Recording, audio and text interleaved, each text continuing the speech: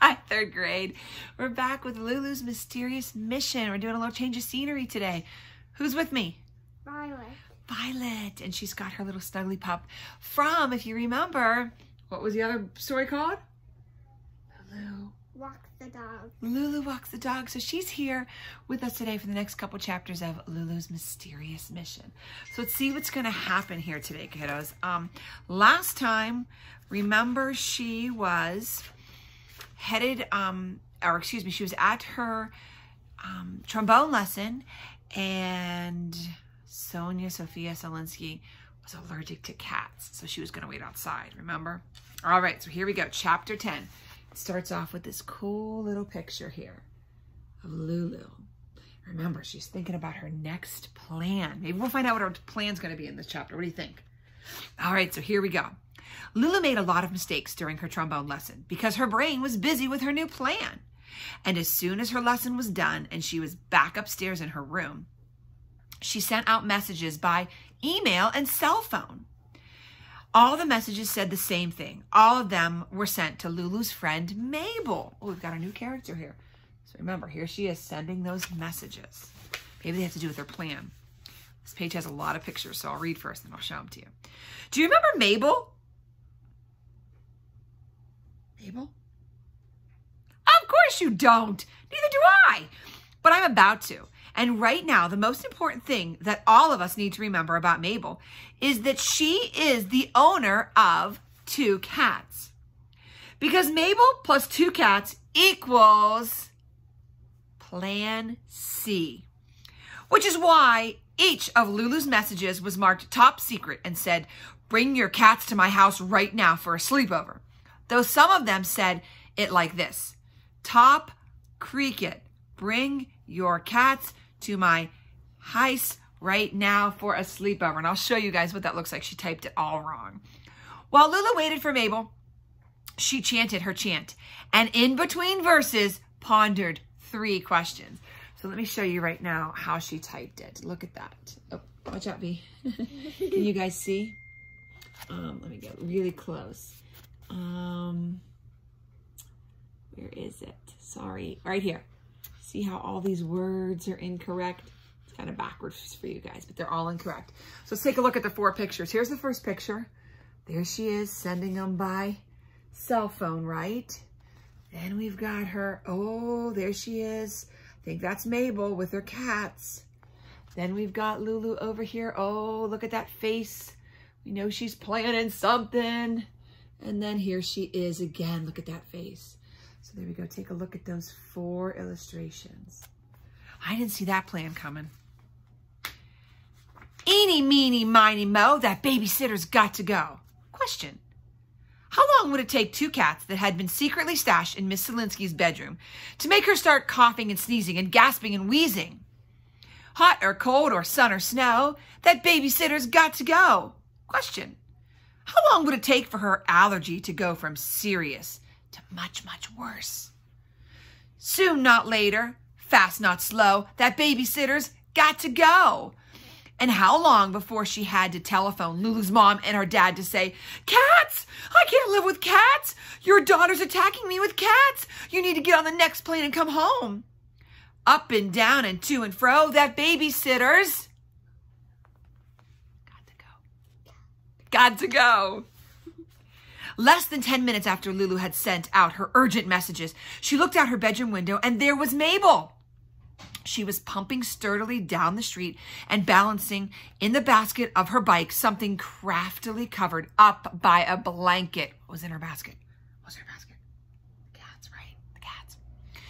That covered up something Lulu was sure was the carrier people use when they take a pet on a plane or to a sleepover. Mabel was a girl who could be counted on to understand top secret. Lulu rushed down the stairs and was heading out the front door to meet Mabel when she heard a voice roaring somewhere overhead. "Halt! Stop! Cease and desist! Don't move! Hold it right there!" Lulu halted.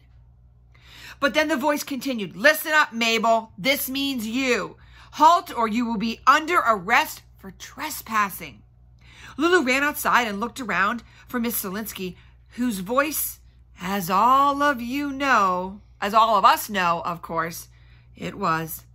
But the sitter was nowhere in sight until another. So here's Mabel. Look what she's got on top of her bike, that little carrier. There she is. Until another cease and desist made Lulu look upward. And there, her combat boots firmly planted on the roof of the house, and her loud voice made louder by a megaphone, was Sophia Selinsky, her medals gleaming in the afternoon sun. And there, just beyond Lulu's driveway, was the usually super cool Mabel, off her bike and stuttering, but, time to leave now, said Miss Selinsky. To an astounded Mabel, trespassing is a criminal offense.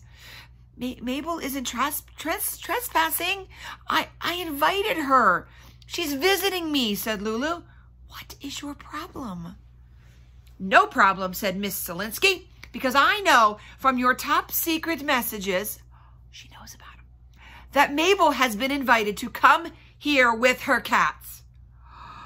And since I'm severely allergic to cats, she and they will have to leave immediately. Check out this picture. Look at her.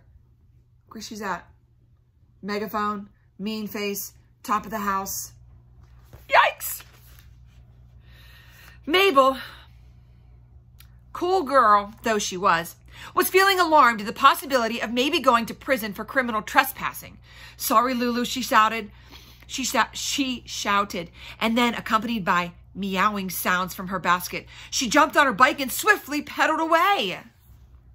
Oh, look at Lulu's face. How do you think she's feeling? How do you think she's feeling, Bea? Bea's shaking her head. Not good. When Miss Selinsky came down from the roof, Lulu indignantly asked her, how did you know that Mabel was bringing cats? How did you know what I wrote in my top secret messages? How did you ever find out what I was doing in the privacy of my own bedroom? I have my ways, Miss Selinsky replied. I am a trained professional, which is why I'm hired by parents all over town, maybe the world, to babysit their especially difficult children.